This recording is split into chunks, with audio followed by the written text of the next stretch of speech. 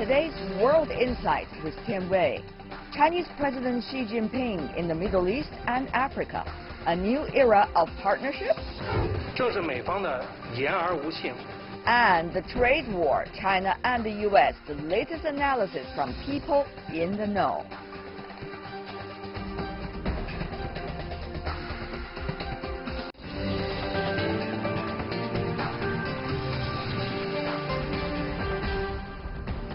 Hello and welcome to World Insight with me, Tian Wei, coming to you live from Beijing on CGTN. We begin our program today with Chinese President Xi Jinping's big diplomatic tour, which started Thursday. President Xi Jinping's first stop is the United Arab Emirates, or the UAE. He will be the first Chinese head of state to visit that country in 29 years. He will also be making his fourth visit as President of China to Africa. Before we go to our panelists, take a look at this. The Chinese president's first trips abroad since March, first to the Middle East and then Africa. President Xi's first stop is the United Arab Emirates. There, he will meet with the Crown Prince and senior government officials. Ahead of his visit, President Xi published a signed article on two mainstream newspapers of the UAE. He praised the relationship and economic expansion in various areas, which included energy, industrial capacity, technology, financial cooperation, as well as people-to-people and cultural exchanges.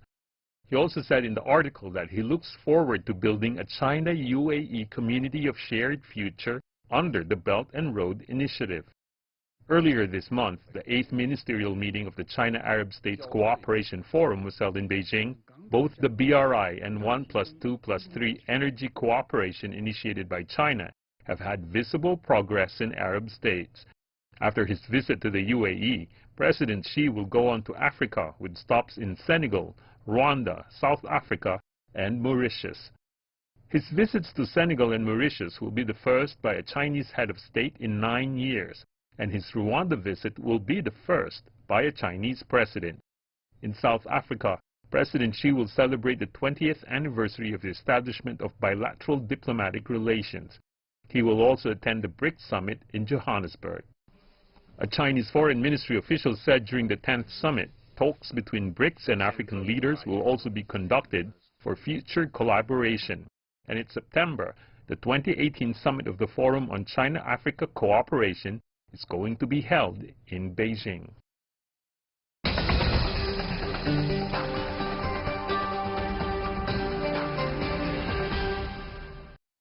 For more discussion on President Xi Jinping's tour, we are joined in our Beijing studio by Mr.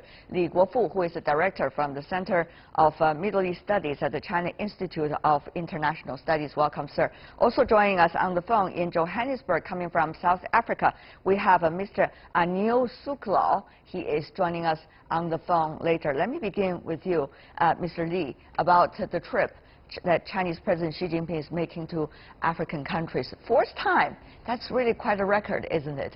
There is a tradition that Chinese leaders, before even they become the top leaders of the country, they will always visit the African countries. And obviously that tradition has been continuing even today. I think, as our tradition will show that China is very friendly to the African countries and attached great importance to our relations with the African countries. Chinese foreign minister, the first visit of the year, and usually would take the Africa. Right. And this time, it will be the third time of Chinese President Xi Jinping's visit to the African countries. And he will visit some of the African countries and also attended the BRICS summit in Johannesburg. Right. And right now we are joined on the phone by Mr. Suklaw, who is coming from Johannesburg, South Africa. Mr. Suklaw, I hope you could hear me well. Can you hear me well, Mr. Suklaw? It seems that we have some problems getting through to our South African colleague. But for now, let me come back to you, Mr. Li, still about that. One of the things we notice about the African tour that the Chinese president is making. 4 countries: Senegal, Rwanda, South Africa, Mauritius. You could hardly tell the common grounds between these 4 countries. However, they are important countries in terms of geographical locations, and also they're the countries that the Chinese president has never been during his recent trips to Africa. So what does it mean that the Chinese president is determined to cover as many as possible the African countries and to talk to his counterparts on the African continent as much as possible? If you look at the location of these countries, you will see that, almost cover the whole African continent. And Senegal is, located in the west of the Africa. And Rwanda is almost, in the middle or center of the Africa. Then in South Africa, in the southern part of the Africa. So, though, these 2, and would take, the president to almost, the whole of the Africans. It shows that, China, especially President Xi, gives very important in its relations to China's and bilateral relations with not only with these visiting countries, but the message is very clear that China attached great importance to developing our relations with the whole African countries. Well, we are waiting for our guest coming from South Africa to be available once again on the phone. Let me also introduce another guest coming from Dubai, Mr. Yunus Saif, who is a reporter and TV presenter at Dubai Media Corporated. Welcome, sir. Welcome to our program. It's a great pleasure to see you.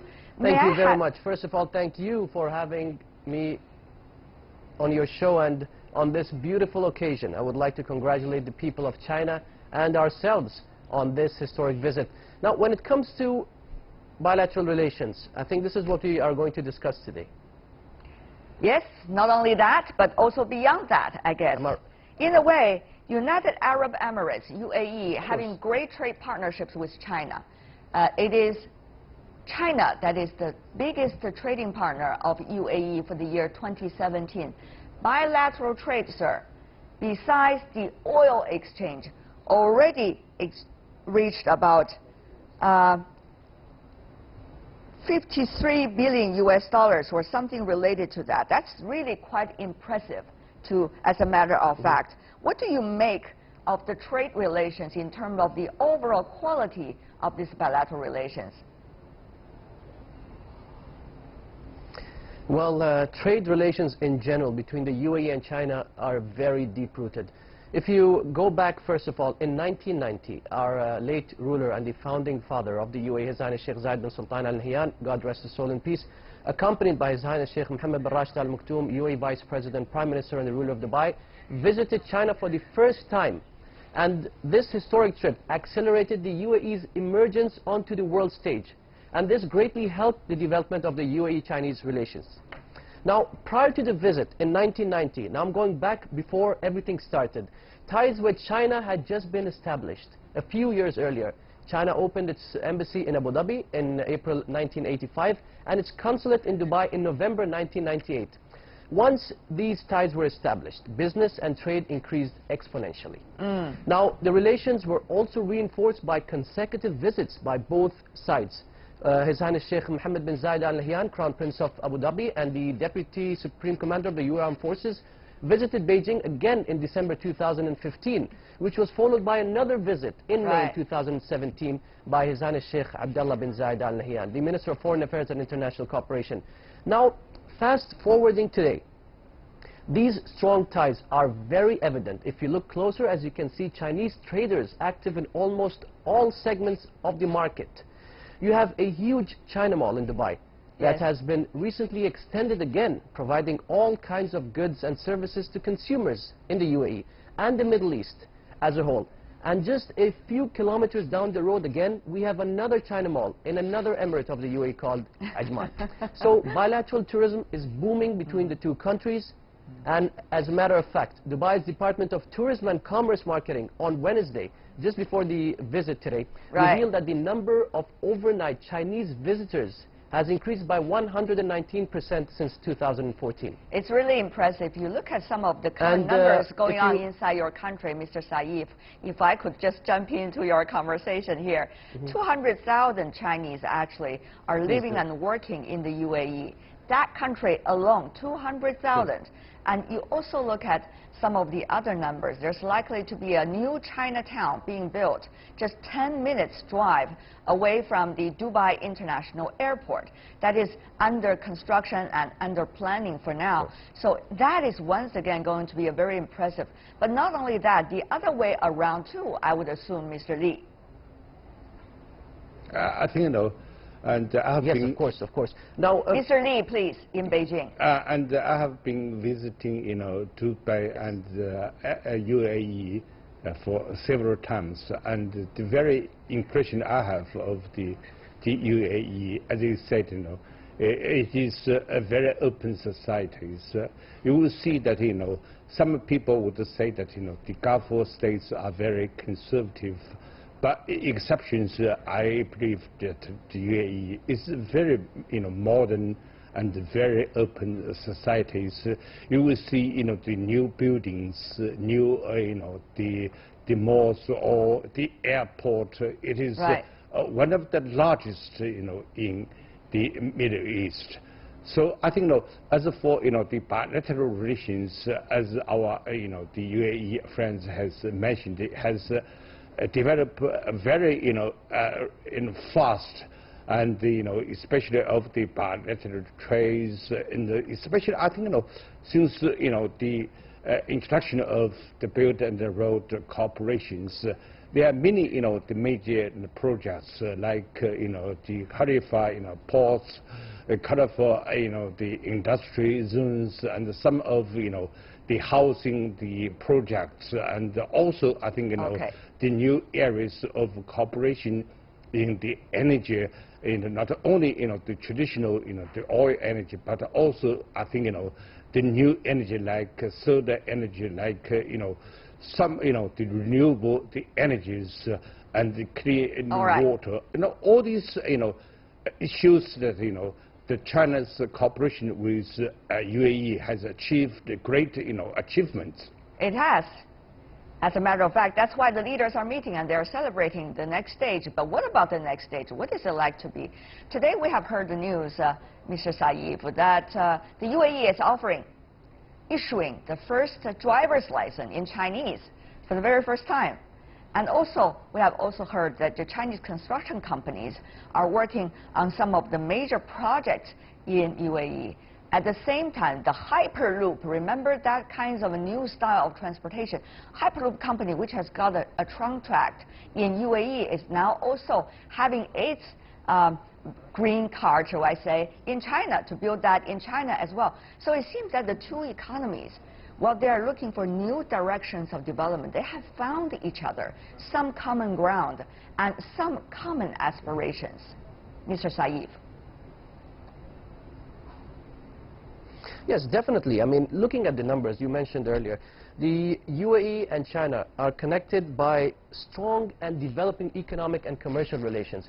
And the size of their commercial exchange in the first half of 2017 alone reached $20.25 billion US, with 13.97 billion accounting for China's exports to the UAE, while 7.8 accounted for the value of imports from the UAE.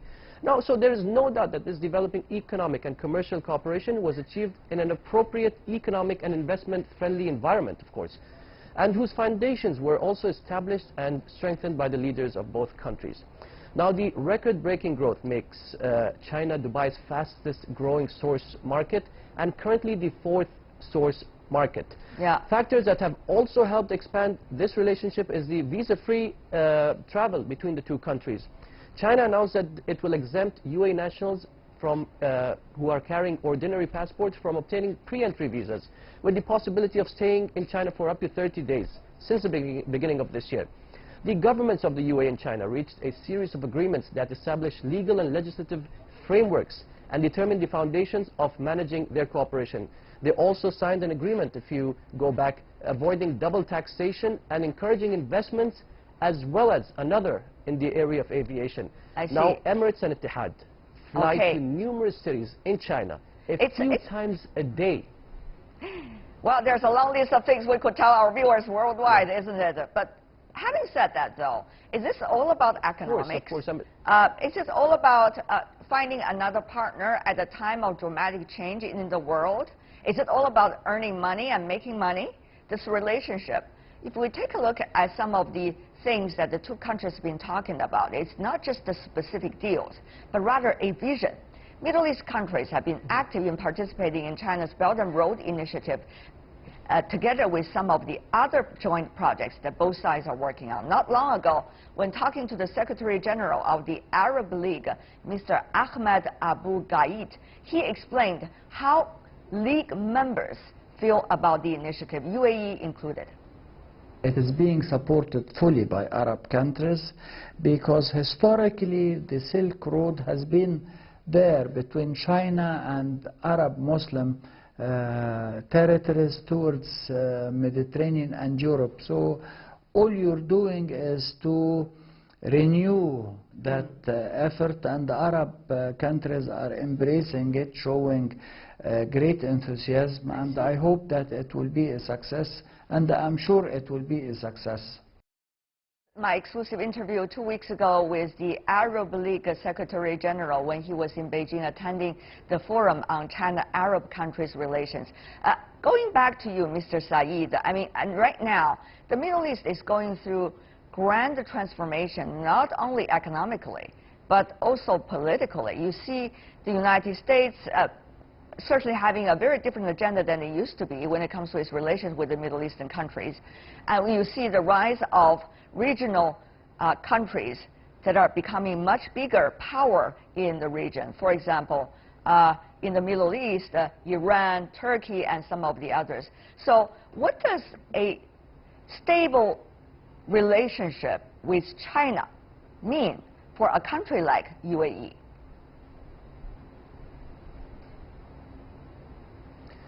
Well, of course, once we come into norms with China and in terms of relations and stuff, other countries are going to look at us as probably a new benchmark of peace, of trade, of good relations, of having no barriers between two governments and two people of two different countries who are quite far apart from each other. So maybe this is the time to show to the world that, you know, it's all about removing barriers. It's all about, you know, being more friendly to each other. Not only because of trade or tourism, it's just because of people of different nations being or becoming one. And this, in turn, happens because of trade, because of you have cultures meeting, because of cultures being understanding of each other. So I think the leaders of both countries are setting great examples, telling the people of the world that when it comes to relations, when it comes to understanding, we're all one at the end of the day. Okay. Mr. Li, of course, with the UAE, China and UAE are all transforming their economies. Earlier, the Chinese is trying to doing the structural reform, not necessarily concentrating on export, but also inside domestic consumption. The UAE is looking for ways of developing its economy, not just relying on oil, but many other different sources. So at the same time, politics in the region changed and beyond. So what does that mean, Mr. Li? I think, you know, it provided real opportunities for both countries to develop our bilateral relations. And I think we talked just now about, you know, the achievements economically.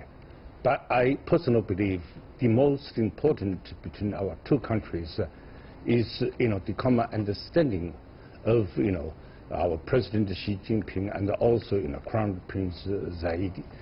And in our President Xi Jinping's article published, you know, yesterday, he made very clear that, you know, the China and the UAE, you know, especially the leaderships, they have shared this almost the same, you know, philosophy, and also, you know, the visions of developing our two countries.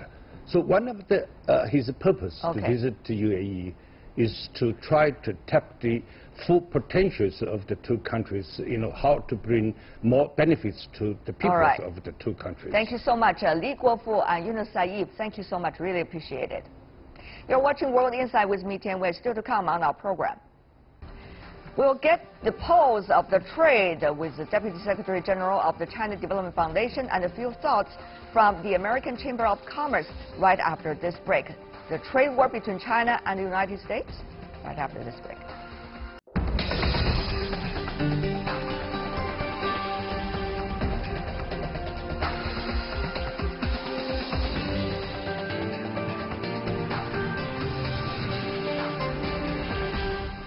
This is World Insight. I'm Tian Wei. The program comes to you Monday to Friday, live on CGTN.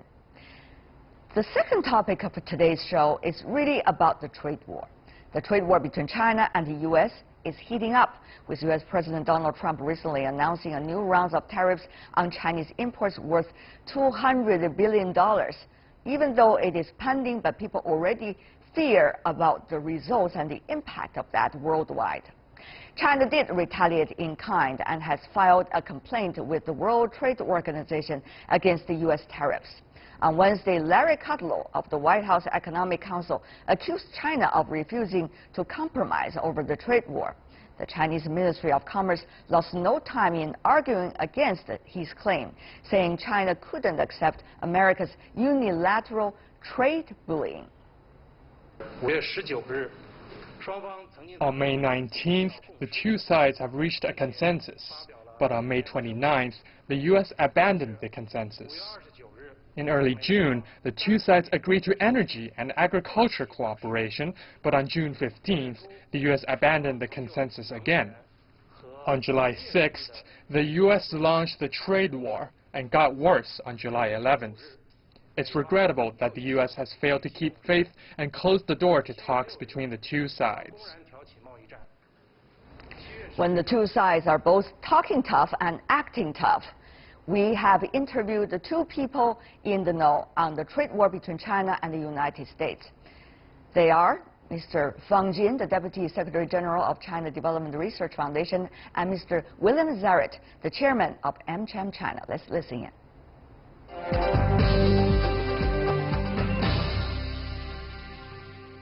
Dr. Fang, Mr. Zarrett, what a pleasure to have both of you on CGTN. First of all, may I ask you about the possible impact the two of you could help us to understand about the current trade war going on between China and the United States? With the latest statistics coming from China and the U.S., we have not felt it for the very first half of this year. But the second half, some argue, Mr. Zarrett, could be much harsher, the impact of it. Right.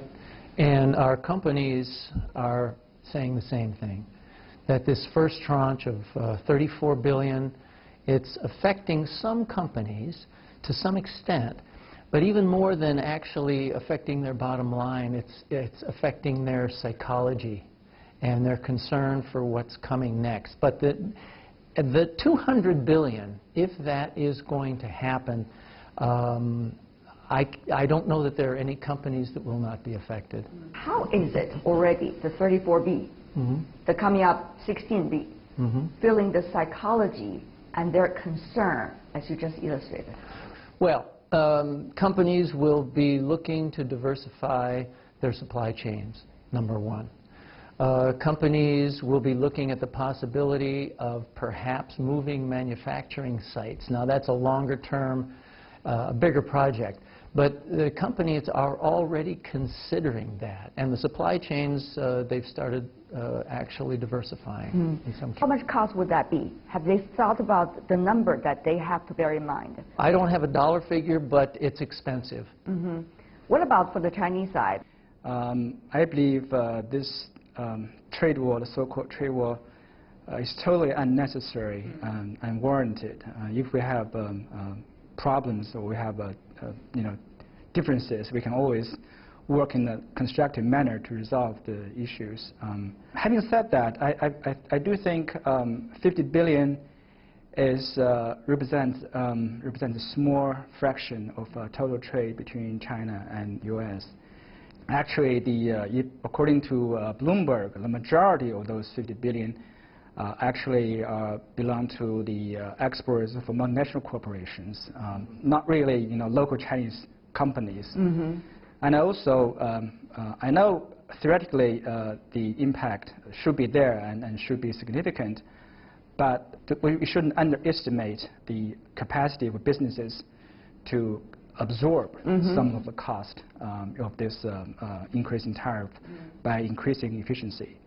But if the trade war escalates, as Trump has already intended, to 200 billion, then maybe more sectors. That's a totally different story. More sectors will feel the pain. But on the other hand, you can see China has unilaterally announced further opening up of its economy. So on the one hand, we have increased tariff, but on the other hand, we also reduced tariffs on Chinese imports, which benefit Chinese consumers and also the downstream producers in China. Talking about psychology, we got some already quite clear messages. For example, BlackRock, which is having quite a few $1 trillion in hand when it comes to investment all over the world, coming out, the CEO coming out and say, this is having a big impact on our psychology about investment elsewhere in the world. Meanwhile, the Fed chairman, Mr. Powell, during his hearing this week, he's already talking about, even though he's coming from the Republican side, also talking about that this will have an impact on the general economy in the U.S. and also for the rest of the world. So, Mr. Zaret, what is the best strategy for your members now? Well, I think we need to step back just a little bit and understand that the reason that the U.S. administration has taken these measures, our membership does not support tariffs. However, our membership for a number of years has had to deal with an unlevel playing field and an economic relationship that really doesn't seem to have been based on fairness and reciprocal treatment. So for the time being, members in general are, okay, we will put up with this for a fairly short period. Mm-hmm. And that's where we get into the next tranche of the possible 200 billion. It's going to be more painful for them. And we'll have to see how they do with it. And in terms of lobbying the White House, are the multinationals going to be lobbying more than they have been to try to stop these tariffs and what seems to be detrimental to their companies? We'll have to see about that. Up until now, the White House has been pretty much immune from such lobbying. And so our companies are doing what they can with the supply chains, doing what they can to look for other sources of product, and making their thoughts well known to the chamber. And of course, we make our thoughts well known to the U.S. government. And that's about all we can do right now. And also to the Chinese government. You hand over your white paper to various Chinese organizations. Yeah, and this is a very important aspect of the work that we're doing now, is talking with our Chinese friends about this, being clear on what U.S. companies feel, and listening to what the Chinese interlocutors tell us. Dr. Fan, from the Chinese side, I guess some similar situation in a way. You don't know where things would go because the current White House is not necessarily, is using Bill's word, quite immune to information coming from outside. So here's the thing. What about the Chinese side? What is likely to be the next step forward if this war continues, if it is? But like I said, regardless of what's happening outside of China, China should continue to pursue its reform and opening up policy agenda. After the $50 billion tariff issue, Trump announced a further $200 billion worth of products subject to tariff increase. But the increase would only be 10%. So the total number is not that big. It's not another 25%. I think it shows that the U.S. and Trump himself is aware of the damage a huge hike of tariff might do to the U.S. economy and to U.S. interests. And also China shows restraint, but not retaliate on 200 billion by using a one tooth for one tooth, tactic. Instead, China resorted to WTO dispute settlement mechanism. So I think both countries have shown restraint. They're trying to sort of control the situation. So although the war is unnecessary, it's difficult to end it, but we have to live with it, and we need to do our own things. Right. Talking about doing their own things, it seems that different branches of the government inside the United States are trying to, apparently, doing their own things. For example, the Congress. There's a non-binding legislation came out just earlier talking about the White House should not have the ultimate authority when it comes to trade policy. Well, a lot of this is symbolic, A lot of this is symbolic.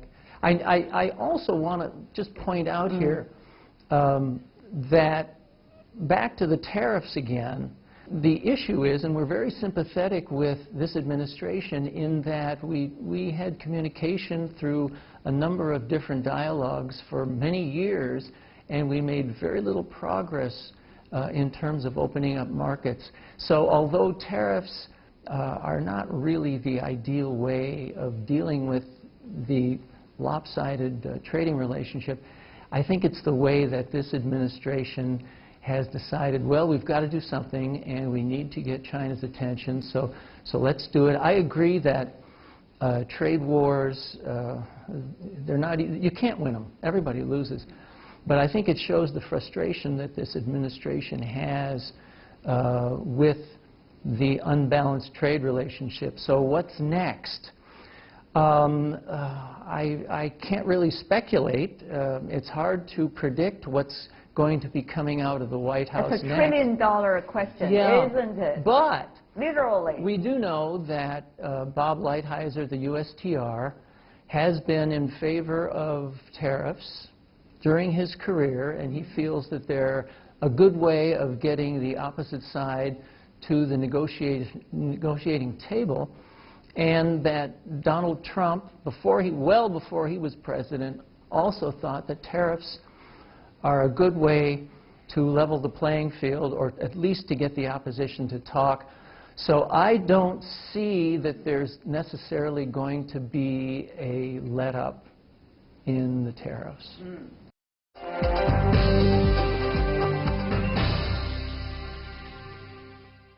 One is, what's going to happen with the currencies? Secondly is, what about the investment, cross-border investment? What does it mean for the overall global investment picture?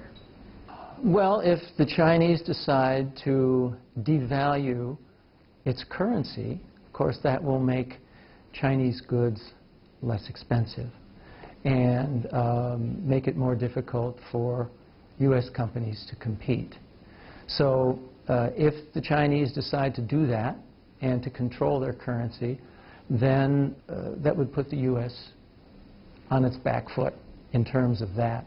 In terms of investment, even before the trade war, we've seen that Chinese investment into the U.S.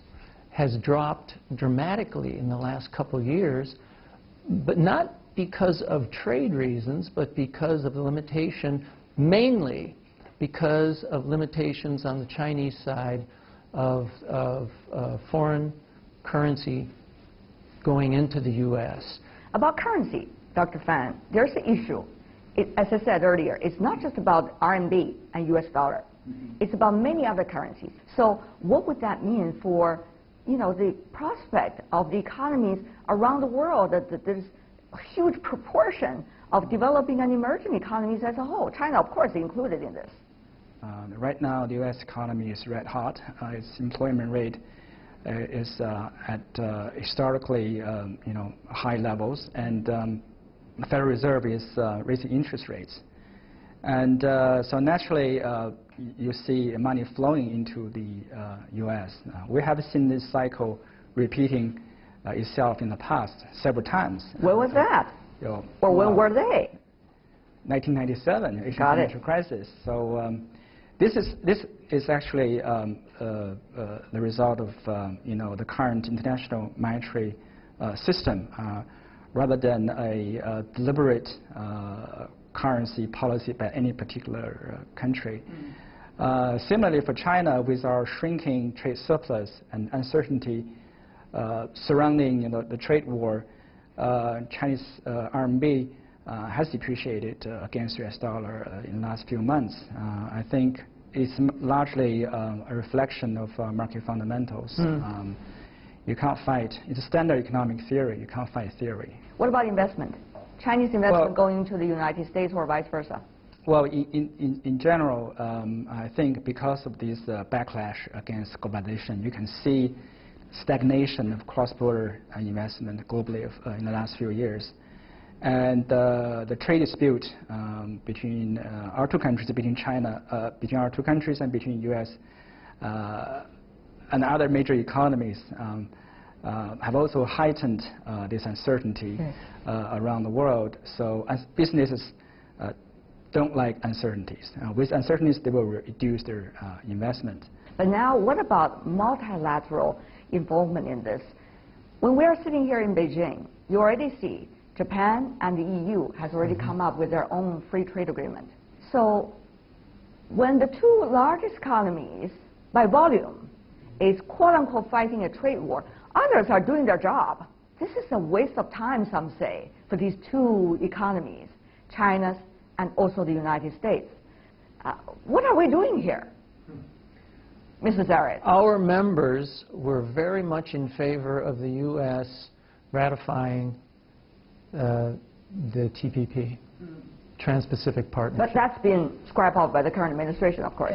But it tells you the direction that our companies would like to go, and that is towards freer trade. Everyone benefits if it's freer and fair. And of course, this is what we're... Freer and fair up to interpretation, of course. Of course.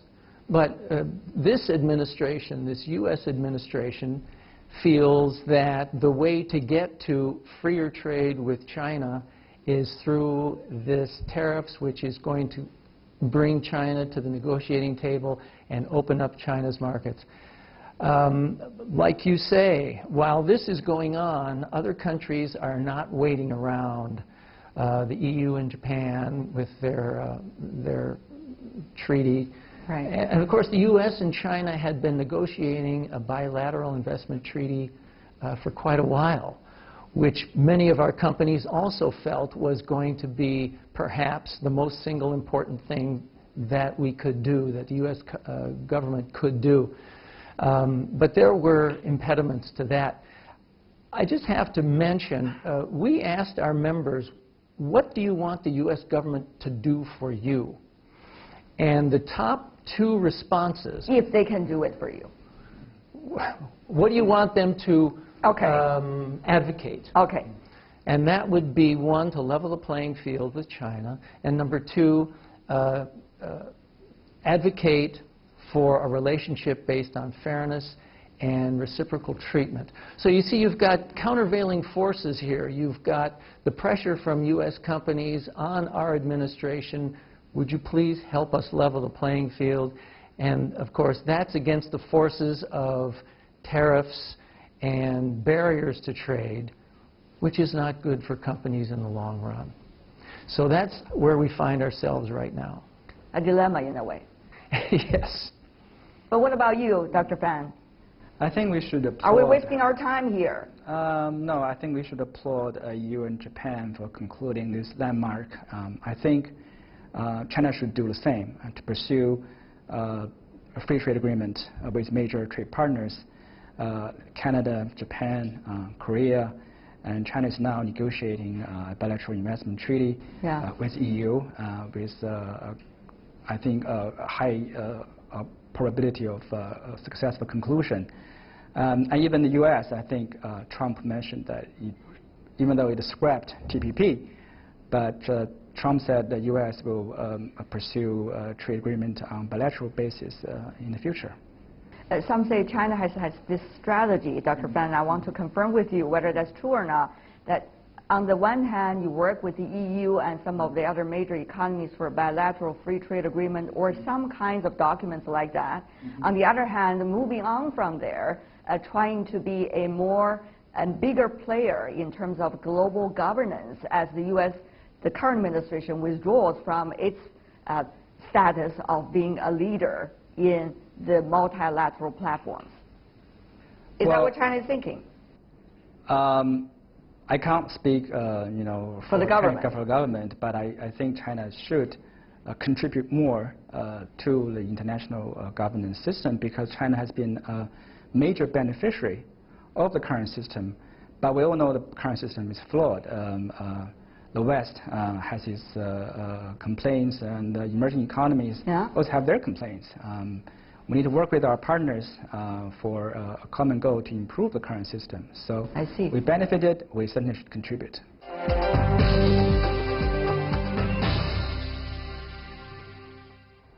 Well, that is all the time we have for today. If you'd like to see more, try to find us World Insights CGTN into your search engine or check out our YouTube channel. You can also follow us on Twitter, Facebook, and Sina Weibo. From me, Tian Wei, and everyone on the World Insight team, thanks for watching. Tune in again next time for insights across China and around the world. Good night.